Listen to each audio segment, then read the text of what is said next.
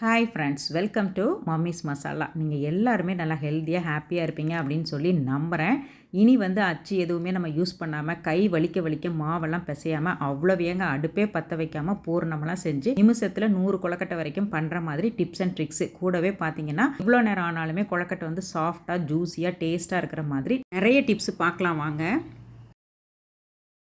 நிறைய பேர் பர்சனலாகவும் சரி கமெண்ட்ஸ்லேயும் சொல்லி கேட்டிருந்தீங்க. ஸோ அவங்களுக்காகத்தான் ஃபஸ்ட்டு ஒரு கப்பு அளவுக்கு இடியாப்ப மாவு, அப்படி இல்லைன்னா கொழக்கட்டை மாவுன்னு சொல்லி கடையில் கிடைக்கும். ஸோ அது மாதிரி ஒரு கப்பு வாங்கிக்கிறலாம். டிப் நம்பர் 1 என்னன்னா பைண்டிங் ஏஜென்ட் சேர்க்கறது. அதாவது இது கூடவே பார்த்தீங்கன்னா 1 டேபிள் ஸ்பூன் அளவுக்கு மைதா மாவு, அப்படி இல்லைன்னா கோதுமை மாவை எடுத்துக்கணும். இப்போ கோதுமை மாவுனா கலர் பார்த்தீங்கன்னா கொஞ்சம் பழுப்பாக இருக்கும் கொழக்கட்டை. இதே மைதா மாவு சேர்க்கும்போது பியூர் ஒயிட்டில் கிடைக்கும். நம்ம சாய்ஸ் தான். இது கூடவே பார்த்தீங்கன்னா 1/2 டீஸ்பூன் அளவுக்கு உப்பு சேர்த்து நல்லா ட்ரை மாவில் மிக்ஸ் பண்ணிக்கிறணும். டிப் நம்பர் 2 தண்ணியோட அளவு. இது கூடவே பார்த்தீங்கன்னா சைமல்டேனியஸாக இன்னொரு பாத்திரத்தில் ஒரு 1.5 கப்பு, எந்த கப்பில் நம்ம மாவு அளந்தமோ அதே கப்பில் 1.5 கப்பு தண்ணி ஊற்றி நல்லா கொதிக்கணும். கொதிச்சு வரும்போது 1 டேபிள் ஸ்பூன் அளவுக்கு சுத்தமான நெய் இது கூட சேர்த்து நல்லா மிக்ஸ் பண்ணி விட்டுறலாம். இப்போ பார்த்தீங்கன்னா தண்ணி நல்லா கொதிச்சு வரும். இந்த டைமில் அடுப்பை சிம்மில் வச்சுட்டு மாவை கொஞ்சம் கொஞ்சமாக நம்ம மிக்ஸ் பண்ணி வச்சுருக்கோம் இல்லைங்களா, அந்த மாவை கொஞ்சம் கொஞ்சமாக இதோட கலந்து விட்டுறணும். இது பிகினர்ஸ் கூட டக்குன்னு செஞ்சிட முடியும். ரொம்ப ஈஸியான மெத்தடு. 1 கப்பு மாவுக்கு 1.5 கப்பு தண்ணிங்கிறது எக்ஸாக்டாக கரெக்டாக இருக்கும். நீங்கள் சிம்மிலே வச்சுட்டு நல்லா கிளறி விடுங்க. ஒரு 2-3 நிமிஷத்துலேயே பார்த்தீங்கன்னா மாவு நல்லா திரண்டு அந்த கரண்டியோடு சேர்ந்து சொலண்டு வரும். இதே நான்ஸ்டிக்கில் பண்ணும்போது ரொம்ப எக்ஸாக்டாக நம்மளுக்கு தெரியும். கொஞ்சமாக கையை தண்ணியில் நனைச்சிட்டு மாவை தொட்டு பார்த்தோம்னா சுத்தமாக கையில் ஒட்டவே கூடாதுங்க. அப்போ தான் மாவு நல்லா வெந்து பதமாக இருக்குன்னு சொல்லி அர்த்தம். அந்த பாத்திரத்தில் அப்படியே விட்டுறாமல் மாவை கண்டிப்பாக இன்னொரு பாத்திரத்துக்கு ட்ரான்ஸ்ஃபர் பண்ணிடணும். ஈரக்கையில் நம்ம எத்தனை தடவை செக் பண்ணாலும் சரி மாவு சுத்தமாக கையில் ஒட்டவே ஒட்டாது. இந்த சமயத்தில் கொஞ்சம் ஆறுறதுக்காக வேண்டி நம்ம ஒரு சின்ன டவல் போட்டு ஒரு 10லேருந்து 15 நிமிஷம் வரைக்கும் மாவு அப்படியே ரெஸ்ட்டில் விட்டுறலாம். கொழக்கட்டையெல்லாம் பார்த்தீங்கன்னா விநாயகருக்கு மட்டும் இல்லைங்க, நமக்குமே பார்த்தீங்கன்னா ரொம்ப ரொம்ப ஹெல்த்தியான ஒரு ஸ்நாக்கு. பசங்க ஈவினிங் டைமில் வரும்போது இதில் நிறையா டிஃப்ரெண்ட்டாக நம்ம ட்ரை பண்ணி ஸ்டீம் பண்ணி கொடுக்கறதுனால கண்டிப்பாக கொடுக்கலாம். இப்போ பாருங்களேன், இந்த மாவு கூடயே கொஞ்சமாக 1 டீஸ்பூன் அளவுக்கு நான் நல்லெண்ணெய் சேர்த்து நல்லா மாவை சாஃப்டாக பிணைஞ்சிக்கிறேன். ரொம்பலாம் மெனக்கட வேணாம், லைட்டாக இது பண்ணாலே போதும். நல்ல பால் மாதிரி உருண்டு திரண்டு வந்துடும்.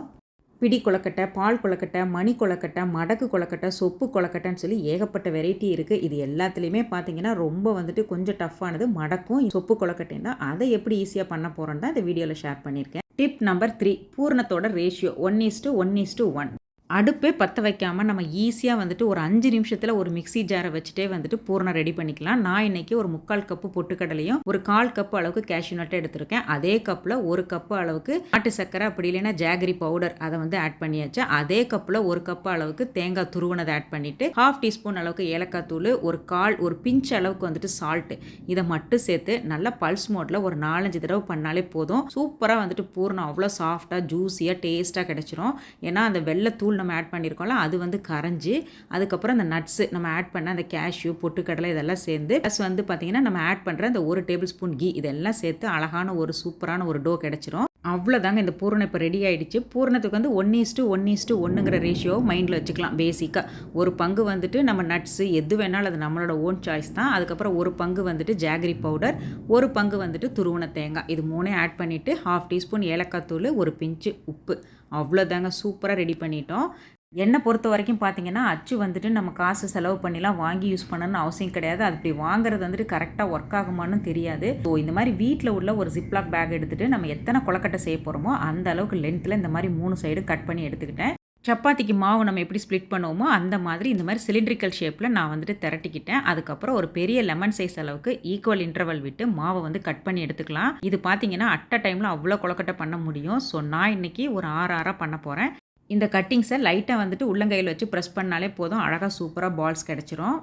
இந்த மாதிரி ஒரு வாழை இலை, அதாவது கொஞ்சம் தடிமனான முத்துன வாழை இலையை எடுத்துக்கிறணும். இது பார்த்தீங்கன்னா ஒரு சூப்பரான டூலாக நம்ம யூஸ் பண்ணிக்கலாம். வீட்டில் இந்த மாதிரி குட்டி குட்டியாக சைட் டிஷ்லாம் வச்சு சாப்பிட்ற கிண்ணம் இருக்கும். ஸோ எந்த அளவுக்கு நம்ம சொப்பு பண்ணுறோமோ அந்த சைஸில் கிண்ணத்தை எடுத்துக்கலாம். இந்த இலையிலையும் கொஞ்சமாக ஆயில் ஆட் பண்ணிவிட்டு அந்த கிண்ணத்துலேயும் கொஞ்சமாக ஆயில் ஸ்ப்ளிட் பண்ணிவிட்டு இந்த வாழை இலை ஒரு grip கொடுக்கும். ஸோ அதுக்காகத்தான் நம்ம இதை யூஸ் பண்ண போகிறோம். அந்த கிண்ணத்தோட சென்டரில் வச்சுட்டு நம்ம உருட்டி வச்சுருக்கிற அந்த பாலை லைட்டாக ப்ரெஸ் பண்ணிவிட்டு அப்படியே அந்த கிண்ணத்தோட உள்பக்கம் வச்சு பெருவிரல், ஆள்காட்டி விரல் நமக்கு எது ஈஸியோ அதை வச்சு அழகாக அந்த கிண்ண ஷேப்புக்கு அப்படியே ப்ரெஸ் பண்ணி விட்டுறலாம். கொஞ்சம் கூட வந்துட்டு நம்ம எஃபர்ட்டே போடாமல் ரொம்ப ஈஸியாக ரொம்ப சிம்பிளாக வந்துட்டு அழகாக வந்து அந்த சொப்பு ஷேப் வந்து அப்படியே கிடச்சிரும். எப்போவுமே ஒரு பெர்ஃபெக்ட்டான கொழக்கட்டை வந்து பார்த்திங்கன்னா, டேஸ்ட்டும் நல்லா இருக்கணும், பார்வைக்கு நல்லா இருக்கணும். பார்க்க மட்டும் நல்லா இருந்துட்டு, உள்ள டேஸ்ட் இல்லைன்னா வேஸ்ட்டு. ஸோ முடிஞ்ச வரைக்கும் அந்த மாவு வந்து தின்னாவும், உள்ளே இருக்க அந்த பூரணம் வந்துட்டு நல்லா வந்துட்டு ஃபுல்லாவும் இருக்கணும். அதான் சாப்பிட டேஸ்ட்டாக இருக்கும். மாவை வந்து நிறையா வச்சுட்டு, கொஞ்சமாக பூரணம் வச்சு செய்கிறதெல்லாம் கொழக்கட்டையே கிடையாது. சாப்பிட்றதுக்கும் அந்த அளவுக்கு நல்லா இருக்காது. இப்போ பாருங்கள், சூப்பராக வந்துட்டு அந்த இலைய வந்து அப்படியே எடுத்து விட்டோம்னாலே அழகாக அந்த கிண்ண ஷேப்பு கிடச்சிரும். ஸோ இந்த சொப்பு கிடைச்சதுக்கப்புறம் நம்ம எப்பவும் போல் நம்ம ஆல்ரெடி உருட்டி வச்சிருக்கிற இந்த பூரணத்தை வந்து உள்ளே ஸ்டஃப் பண்ணி சும்மா ரஃப்பாகவே வந்துட்டு அந்த டிப்பை மட்டும் அப்படியே க்ளோஸ் பண்ணி கொஞ்சம் கொஞ்சமாக அப்படியே வந்துட்டு ஒரு கையில் பிடிச்சிட்டு ஒரு கையில் வந்துட்டு அந்த டிப்புக்கு வந்துட்டு நம்ம ப்ரெஸ் பண்ணி விடணும். இது கொஞ்ச நேரத்திலே பார்த்தீங்கன்னா நல்லா அழகாக வந்துட்டு அந்த ஷேப்பு கிடைச்சிரும். முழு கார்லிக் வந்து எப்படி இருக்குமோ அந்த ஷேப்பு கிடைக்கும். ஸோ அதுக்கப்புறமேட்டு இதில் வந்து ஒரு சின்ன சின்ன லைன்ஸ் ஃபார்ம் பண்ணால் இன்னும் பார்க்க ரொம்ப க்யூட்டாக இருக்கும். ஸோ அதுக்கு நான் இன்றைக்கி யூஸ் பண்ணுறது பார்த்தீங்கன்னா, நம்ம சும்மா வீட்டில் உள்ள நைஃப்பில் வந்துட்டு கொஞ்சமாக ஆயில் அப்ளை பண்ணிவிட்டு நல்லா வந்துட்டு சின்ன சின்ன கட்டிங்ஸ் மாதிரி போட்டு விட்டுறணும். இது ஒரு நல்ல ஒரு ஷேப்பு கொடுக்கும். ஸோ அவ்வளோதாங்க. நம்ம வந்துட்டு எந்த விதமான அச்சு எதுவுமே யூஸ் பண்ணாமல் நம்ம வீட்டில் உள்ள ஒரு வாழை இலையை வச்சு அழகாக வந்துட்டு சொப்பு மேக் பண்ணி இந்த மாதிரி சொப்பு கொழக்கட்டை பண்ணிக்கலாம். இல்லை எனக்கு கையிலேயே நல்லா பண்ண வரும் அப்படின்னு சொன்னாக்கா நம்ம டைரெக்டாக கூட பண்ணிக்கலாம், நல்லா வெல் எக்ஸ்பீரியன்ஸ்டாக இருந்தால். இல்லை இந்த மாதிரி வந்துட்டு வாழை இலையை வச்சு அழகாக வந்துட்டு சூப்பராக வந்துட்டு சொப்பு கொழக்கட்டை ரெடி பண்ணிக்கலாம். இன்கேஸ் வாழை இலை எதுவும் கிடைக்கல அப்படின்ற பட்சத்துக்கு நம்ம வந்து இந்த எண்ணெய் கவர்லாம் இருக்கும்ல, அது கொஞ்சம் திக்காக இருக்கும் பாருங்கள், அதை கூட நம்ம இந்த மாதிரி வந்து ஒரு கிரிப்புக்கு யூஸ் பண்ணி நம்ம அழகாக வந்து அந்த பவுல் ஷேப் கிரியேட் பண்ணிக்கலாம். இப்போ அடுத்து நம்ம பார்க்க போகிறது வந்துட்டு மடக்கு கொழக்கட்டை. இந்த மடக்கு கொழக்கட்டை வந்துட்டு நம்ம ஒன்றா செஞ்சோம்னா டைம் நிறைய கன்சியூம் ஆகும். ஸோ அதை எப்படி இது பண்ணலான்னு சொல்லி தான் பார்க்க போகிறோம். அதுக்கு இந்த டைம் சேவிங் டிப்பு ரொம்ப யூஸ்ஃபுல்லாக இருக்கும். Tip number 4. அதுக்கு முதல்ல நம்ம உருட்டி வச்சிருக்கிற அந்த உருண்டைகளை ஈக்குவல் இன்டர்வலில் இந்த மாதிரி வந்துட்டு பிளேஸ் பண்ணிவிட்டு அது மேலே இந்த மாதிரி பிளாஸ்டிக் ஷீட்டையும் போட்டுட்டு நம்ம லைட்டாக வந்துட்டு அந்த சம்படத்தோட பேக் சைடு, நம்ம வீட்டில் உள்ள சாதாரண ஒரு சம்படத்தோட பேக் சைடு ஒரு மூடி ஏதோ ஒன்று வச்சுட்டு லைட்டாக இந்த மாதிரி ப்ரெஸ் பண்ணி விட்டாலே போதும். அட் அ டைமில் அவ்வளோ கொழக்கட்டை பண்ண முடியும். ஸோ இந்த மாதிரி ரொம்ப மெலிசாகவும் இல்லாமல் ரொம்ப வந்துட்டு திக்காகவும் இல்லாமல் ஒரு மாதிரி மீடியமாக பண்ணிவிட்டு அதுக்கப்புறம் நம்ம எடுத்து வச்சுருக்கிற உருண்டைகளை, அதாவது இந்த பூரணத்தை வந்து அழகாக நடுவில் ப்ளேஸ் பண்ணிக்கலாம். அது கொஞ்சம் சிலிண்ட்ரிக்கல் ஷேப்பில் பண்ணி வச்சிட்டோன்னா கொஞ்சம் மடக்கும்போது ஈஸியாக இருக்கும். ஸோ அவ்வளோதாங்க. எல்லாத்தையுமே அப்படியே க்ளோஸ் பண்ணி விட்டுட்டு இப்போ ஒன்றொன்னா நம்ம கையில் எடுத்துட்டு அந்த எட்ஜஸை மட்டும் நல்லா கொஞ்சம் வந்துட்டு அழுத்தி ப்ரெஸ் பண்ணி விடணும். ஆனால் வந்துட்டு அந்த பூர்ணம் வந்து வெளியில் வந்துடக்கூடாது, அதுக்காக வேண்டி. ஸோ நல்லா ப்ரெஸ் பண்ணி விட்டதுக்கு அப்புறமா கொஞ்சம் எட்ஜஸ் வந்துட்டு இர்ரெகுலராக இருக்குது இல்லைங்களா, அதை வந்துட்டு நம்ம வீட்டில் யூஸ் பண்ணுற இந்த மாதிரி கத்திரிக்கோலை வச்சுட்டு அந்த எட்ஜஸ் மட்டும் லைட்டாக வந்துட்டு அப்படியே ட்ரிம் பண்ணி விட்டுறணும். இப்போ பார்த்தீங்கன்னா அழகான ஷேப்பு கிடச்சிரும்.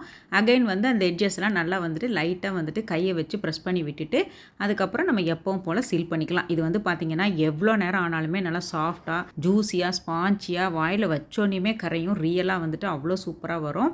Tip number 5, steaming method. அதாவது நம்ம இப்போ ஆவியில் வேக வைக்கும்போது பார்த்தீங்கன்னா பெஸ்ட்டு வந்துட்டு ஒரு வாழை இலையோ ஒரு துணியோ போட்டு தான் நம்ம ஸ்டீமரில் ஸ்டீம் பண்ணுறது பெஸ்ட்டு. 7 to 8 மினிட்ஸ் வந்து ஸ்டீம் பண்ணி எடுத்துட்டு அதுக்கப்புறம் ரெஸ்டிங் டைமும் ஒரு 5 நிமிஷமாச்சும் கண்டிப்பாக கொடுக்கணும்.